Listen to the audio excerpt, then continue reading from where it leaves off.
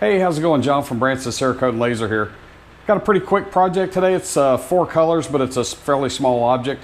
We've done tattered flag before, but we decided to go ahead and do a video on this just because we've never had an axe head in here. We're gonna knock this one out real quick. It's antique axe head, so it's pretty beat up and got quite a bit of pitting, so that's gonna work out really good with the tattered flag when we go back in battle, where that black will actually fill in those spots and make it look normal. So we degreased it like normal, threw it in the acetone, popped it in the oven, gassed it out for an hour at 300 degrees, put it in a sandblast cabinet and sanded it down really good at about 45 PSI with our metering valve.